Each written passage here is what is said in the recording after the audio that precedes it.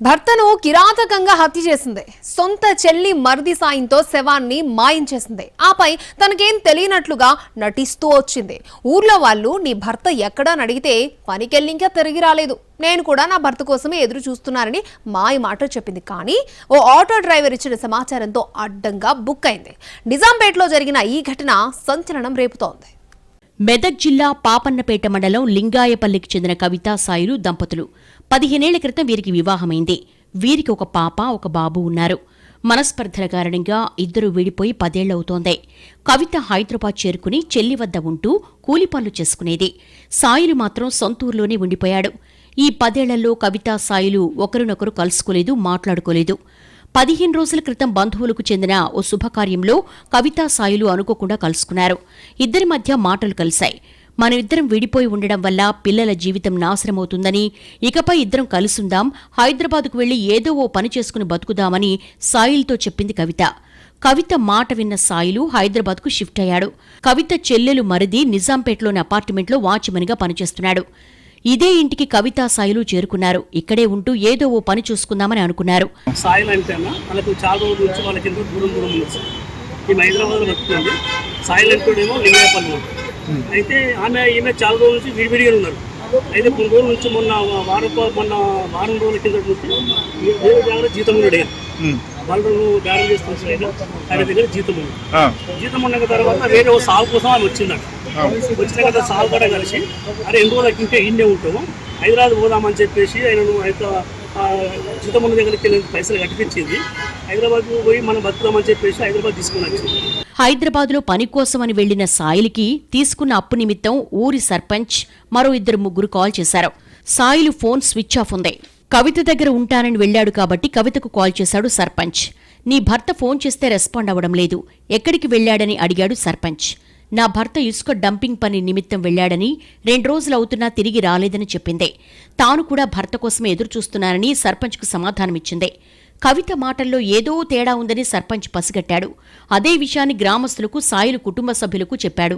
అయితే సాయిలు కనబడతలేడు అని చెప్పేసి నిన్న సాయంత్రము తెలిసి సార్, నిన్న పొద్దున తెలిసి ఏమైందని చెప్పేసి మీకు ఫోన్ చేస్తే అంటే నా దగ్గరికి వెళ్ళి ఉసుక బండి కాల్ చేస్తానని చెప్పి వెళ్ళిపోయింది. శుక్రవారం సాయంత్రము అక్కడి నుంచి కనబడతలేడు అని చెప్పి ఆమె అంటే నేను వినమన్నా ఏం చేసినావు, ఏది చేసినావు మాకు తెలియదు, ఏది చేసినా మనకు నీ వల్లనే కావాలి, నీ దగ్గరికి వెళ్ళిపోయింది కాబట్టి నువ్వే దీని బాధ్యులు అని చెప్పి నేను అంటే నువ్వు వేడున్నావమ్మా అంటే నేను హైదరాబాద్ నువ్వు ఇంటికి వచ్చేసి అని చెప్పేసి అన్న తర్వాత ఇక నేను చేసిన పొద్దున ఫోటో తెప్పించిన వాళ్ళ పాపతో ఫోటో తీసేసి అన్ని గ్రూప్లో పెట్టేసి.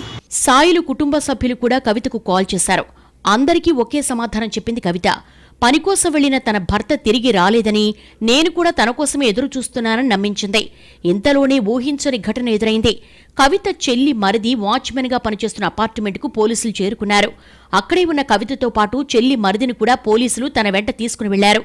సాయిలు హత్య చేయబడ్డాడని, శవాన్ని నిర్మానుష్య ప్రాంతంలో పూడ్చిపెట్టారని సాయిలు కుటుంబ సభ్యులకు సమాచారమిచ్చారు పోలీసులు. లింగాయపల్లి సర్పంచ్తో పాటు మృతుడి కుటుంబ సభ్యులు నిజాంపేటకు చేరుకున్నారు. సాయిల్ను హత్య చేసింది మరెవరో కాదు, భార్య కవితే. ఈ కిరాతకానికి పాల్పడిందని సాయిలు కుటుంబ సభ్యులకు చెప్పారు పోలీసులు. కూలీనాలీ చేసుకునైనా కలిసి బతుకుదామని భర్త సాయిల్ను తీసుకుని వెళ్లిన కవిత ఇంతటి కిరాతకానికి పాల్పడుతుందని ఊహించలేదు కుటుంబ సభ్యులు. భర్తను చెల్లి ఇంటికి తీసుకెళ్లిన కవిత 10 ఏళ్లలో ఏనాడూ లేని ప్రేమను వలకబోసింది. సొంత చెల్లి మరిదితో పాటు సాయిలకు ఫుల్గా మద్యం తాగించింది. మద్యం మత్తులో స్పృహ లేకుండా పడుకుని ఉన్న సాయిలు హత్యకు స్కెచ్ చేశారు కవిత చెల్లి మరిది. తాము వాచ్మెన్గా పనిచేస్తున్న అపార్ట్మెంటు వాటర్ బోరుకు చెందిన 2 కరెంటు వైర్లను తీసుకుని సాయిలకు పెట్టి కరెంట్ షాక్తో సాయిలు చచ్చిపోయేలా చేశారు. సాయిలు చనిపోవడం నిర్ధారించుకున్న ముగ్గురు మృతదేహాన్ని ఓ గోనె సంచిలో మూట కట్టారు. అద్దెకు ఆటోను మాట్లాడుకుని ఆ మూటను ఆటోలో పెట్టుకుని ఓ నిర్మానుష్య ప్రదేశానికి వెళ్లారు. ఈ క్రమంలో అనుమానం వచ్చిన ఆటో డ్రైవర్ మూటలో ఏముందని ప్రశ్నించాడు. అపార్ట్మెంటుకు చెందిన చెత్తా చెదారం ఉంది, వీటిని పారేయడానికి వచ్చామని చెప్పింది కవిత. మూట నుంచి దుర్వాసన వస్తూ ఉండడంతో ఆటో డ్రైవర్ అనుమానించాడు. వెంటనే మూటతో సహా తన ఆటో దిగమని చెప్పాడు ఆటో డ్రైవర్. హత్య చేయబడ్డ ప్రదేశానికి కేవలం 1/2 కిలోమీటర్ దూరంలో ఉన్న నిర్మానుష్య ప్రదేశానికి అప్పటికే ఆటోలో చేరుకున్నారు కవిత చెల్లి మరిది. చుట్టూ ముళ్ల పొదలతో నిర్మానుష్యంగా ఉన్న ప్రాంతంలో ఒక గొయ్యి తీసి సాయిలు మృతదేహం ఉన్న మూటను పెట్టి మట్టి కప్పేశారు. ఎవరికి అనుమానం రాకుండా వాటిపై చెత్తా చెదారం వేసి బండరాళ్లను పెట్టారు. తమకేం తెలీదు అన్నట్టు చేతులు దులుపుకొని తిరిగి తమ అపార్ట్మెంట్కు వెళ్లిపోయారు. తమ ఆటోలోకి ఎక్కిన ముగ్గురు పొంతంలేని మాటలు, వాళ్ల కదలికలు, మూట నుంచి వచ్చిన దుర్వాసనతో అనుమానం వచ్చిన ఆటో డ్రైవర్ నేరుగా పోలీస్ స్టేషన్కి వెళ్లాడు. తన ఆటోలో ముగ్గురు వ్యక్తులు అనుమానాస్పదంగా కనిపించారని, మూటలో ఏదో శవం ఉన్నట్లు అనుమానం ఉందని పోలీసులకు చెప్పాడు. పోలీసులు ఆటో డ్రైవర్ను తీసుకుని మూట ఎక్కించుకున్న ప్రాంతానికి వెళ్లారు. అపార్ట్మెంట్ వద్ద వాచ్మెన్ గా పనిచేస్తున్న కవిత చెల్లెలు, మరిదిని ప్రశ్నించారు. మేం ఆటోలో చెత్తను మాత్రమే తీసుకువెళ్లామని పోలీసులతో చెప్పారు. ఈ ముగ్గురి మాటలపై పోలీసులకు కూడా అనుమానం రావడంతో నేరుగా మూటపడేసిన ప్రాంతానికి కవితను తమతో తీసుకుని వెళ్లారు. ఇక్కడే ఇంకొంత దూరం, మరికొంత దూరంలోనే అంటూ పోలీసులకు పలుచోట్ల చూపిస్తూ పొంతంలేని మాటలు చెప్పారు. కవిత, ఆమె చెల్లి, ఆమె మరిదిని పోలీసులు అదుపులోకి తీసుకుని తమదైన శైలిలో ప్రశ్నించారు. అప్పుడు అసలు విషయం బయటకొచ్చింది. సాయిల్ను తమ ముగ్గురు కలిసి హత్య చేసినట్లుగా పోలీసుల విచారణలో ఒప్పుకున్నారు. సాయిల్కు కరెంట్ షాక్ ఇచ్చి చంపేశామని చెప్పారు ముగ్గురు నిందితులు. 10 ఏళ్లుగా భర్తతో దూరంగా ఉంటున్న కవితకు ఒక్కసారిగా భర్తపై అంత ప్రేమ ఎందుకొచ్చింది? కలిసుండాలని ఎందుకు భావించింది? ఎందుకంత కిరాతకంగా హత్య చేయాల్సొచ్చింది అన్న కోణంలో పోలీసులు దర్యాప్తు చేస్తున్నారు. సాయిలు హత్యకు కవిత చెల్లి, మరిది కూడా ఎందుకు సహకరించాల్సొచ్చింది అని పోలీసులు ఆరా తీస్తున్నారు. 10 ఏళ్లుగా భర్తకు దూరంగా ఉంటున్న కవితకు వివాహేతర సంబంధాలున్నాయని, సొంతూరులో సాయిలకు కూడా వివాహేతర సంబంధాలున్నాయని పోలీసులు గుర్తించారు. సాయిలు హత్యకు ఈ వివాహేతర సంబంధాలేమైనా కారణమా?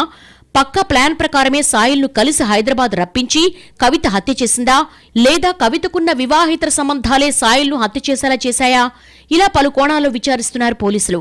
చనిపోయిన వ్యక్తి పేరు సాయిలు అని తెలుస్తుంది. అక్యూజ్డ్లు ఇంకా పేర్లు తెలియవు మనకు. ఇన్వెస్టిగేషన్లు ఉంది, తెలుసుకొని చెప్తాం. సాయిలు ఏం చేస్తున్నాడు సార్? అసలు సాయిలు వాచ్మెన్ పని చేస్తాడు. ఇప్పుడు దాన్ని మరో వాళ్ళు పిలిపించి చెప్పాల్సి ఉంటుంది. ఇన్వెస్టిగేషన్ చేసిన తర్వాత తదుపరి విషయాలు మీకు ఈ చనిపోయి ఎన్ని రోజులు చెప్తాం. 2 days అవుతుంది. సాయిలు, కవిత ఇద్దరికీ ప్రాణాంతక వ్యాధులు ఉన్నాయని కుటుంబ సభ్యుల ద్వారా తెలుసుకున్నారు పోలీసులు. ఈ హత్యకు వాళ్లకున్న ప్రాణాంతక వ్యాధికి కూడా ఏమైనా సంబంధం ఉందా అన్న కోణంలోనూ దర్యాప్తు చేస్తున్నారు పోలీసులు. సాయిల్ను పాతిపెట్టిన ప్రాంతానికి వెళ్లిన పోలీసులు రెవెన్యూ అధికారుల సమక్షంలో మృతదేహాన్ని వెలికితీశారు. పోస్టుమార్టం నిమిత్తం తరలించారు.